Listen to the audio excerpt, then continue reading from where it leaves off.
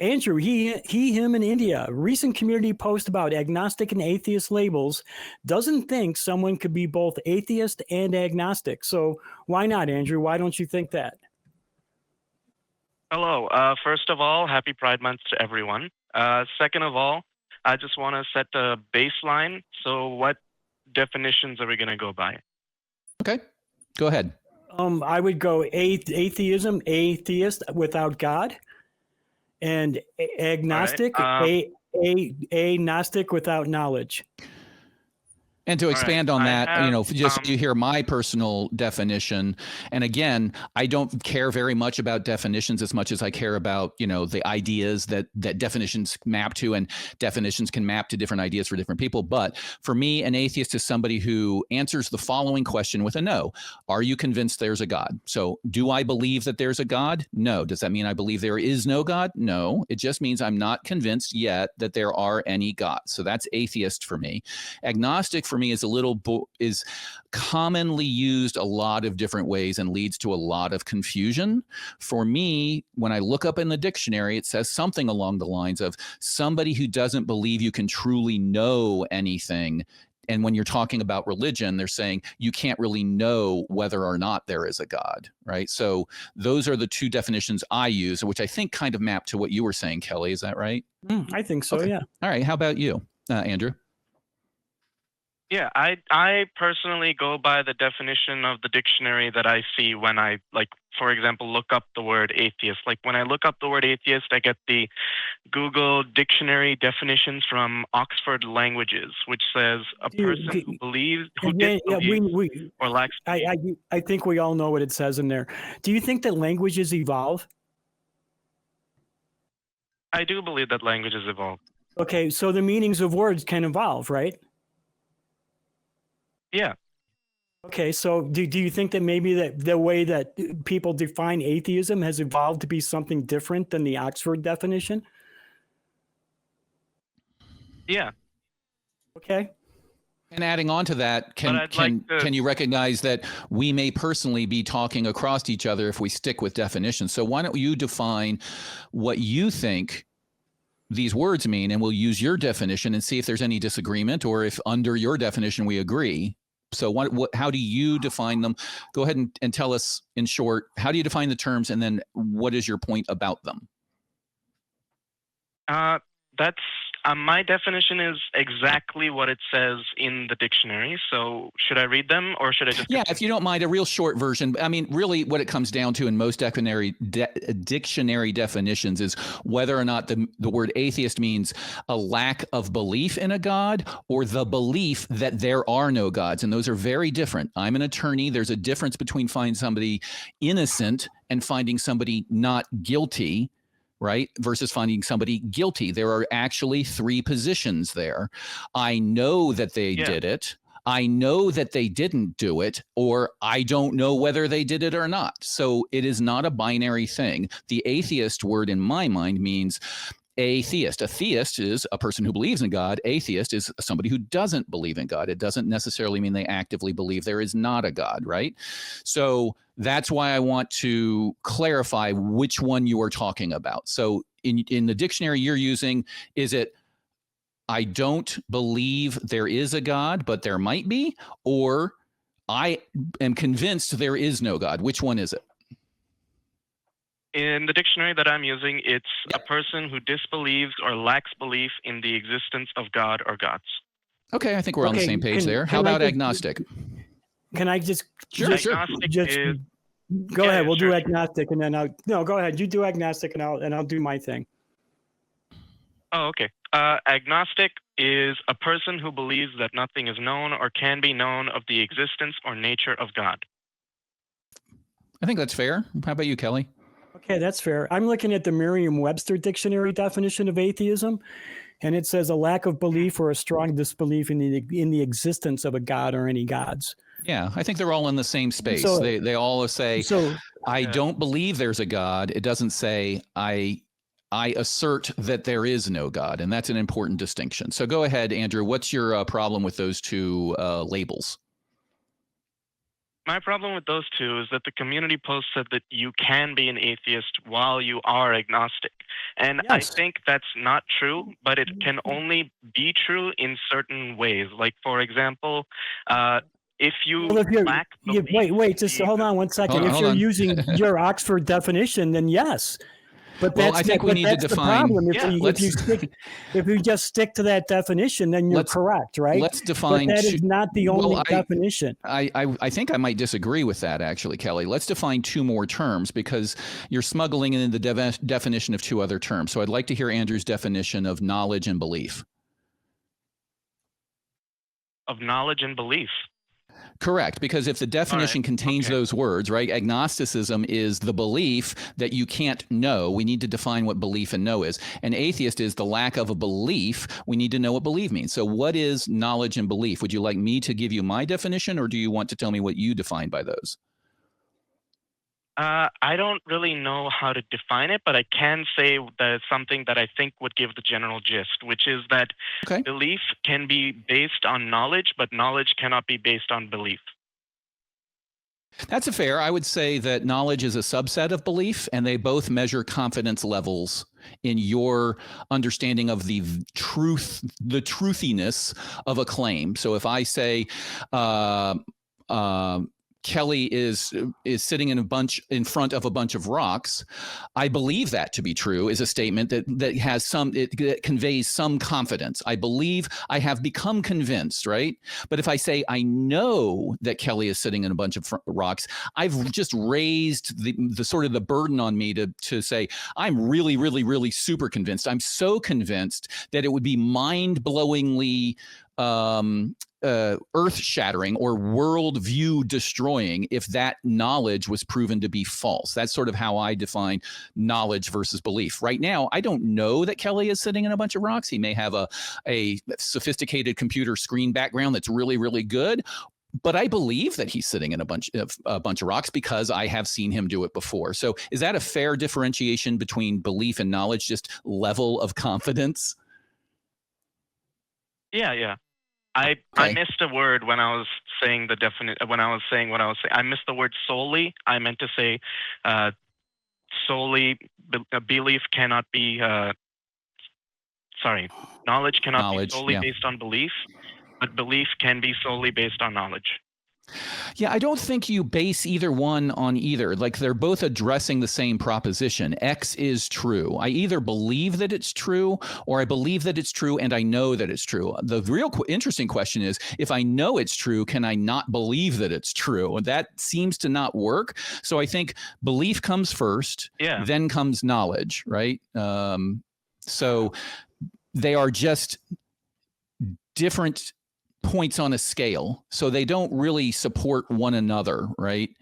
If I know, I already believe, but if I believe, I don't necessarily know.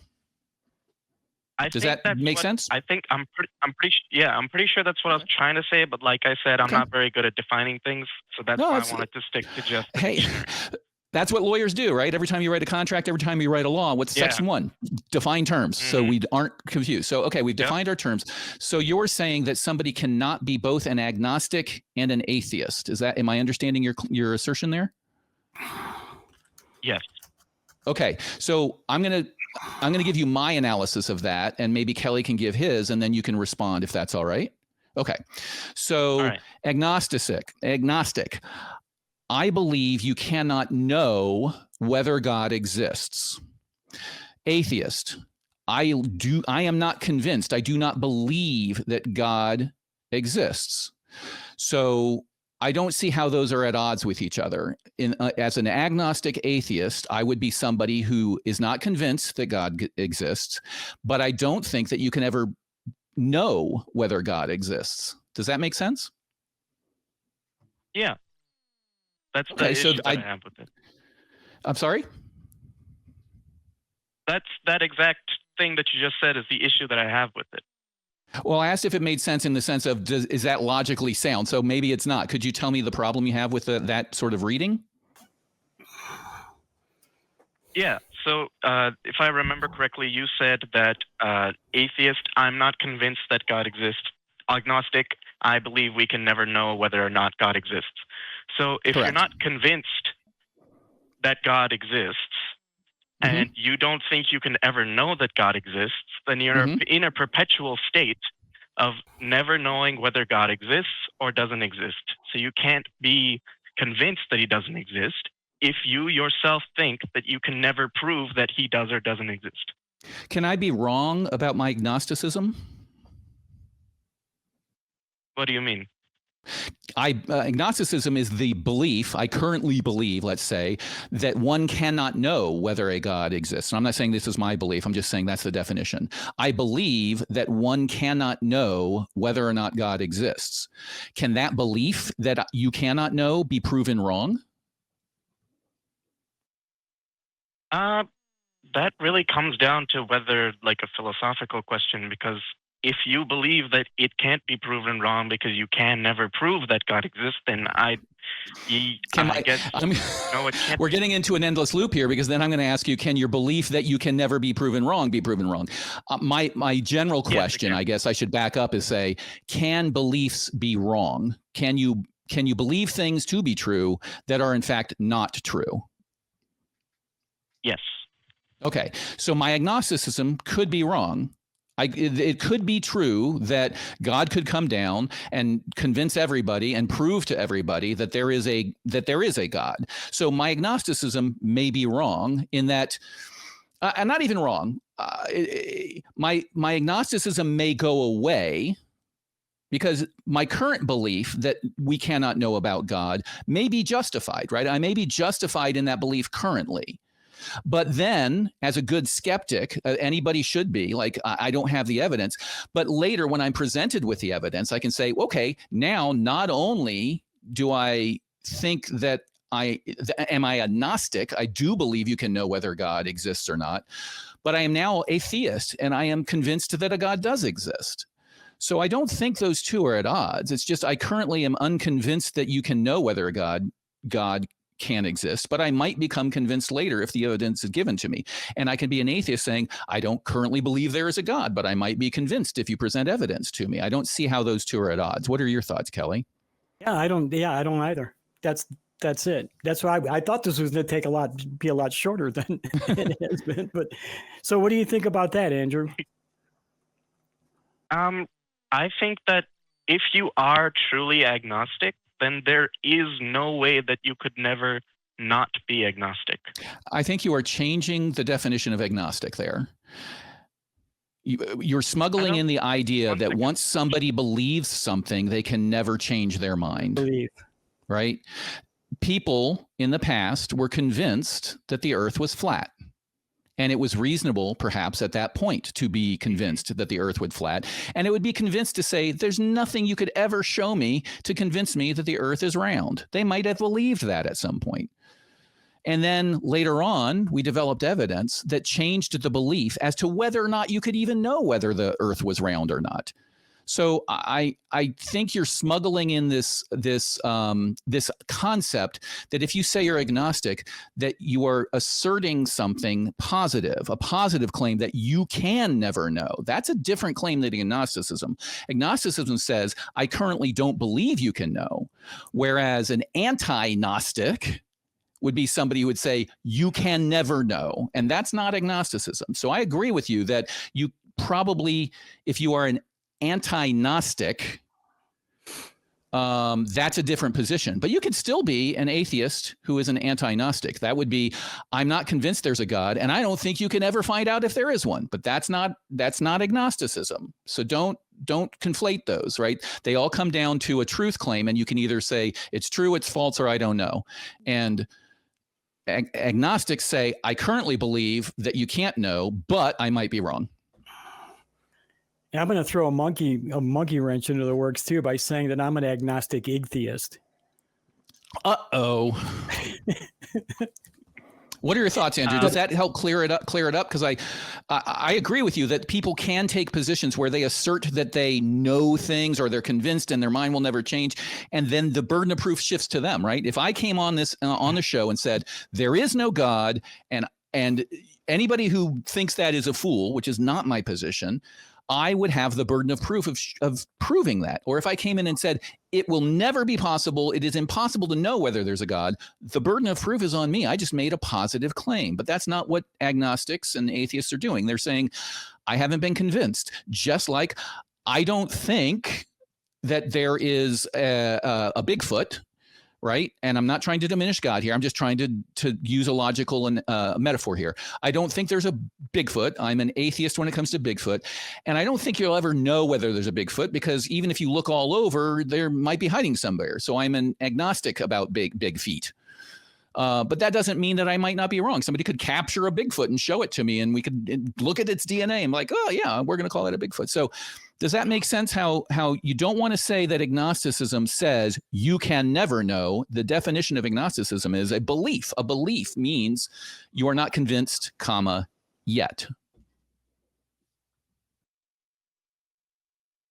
Should I speak?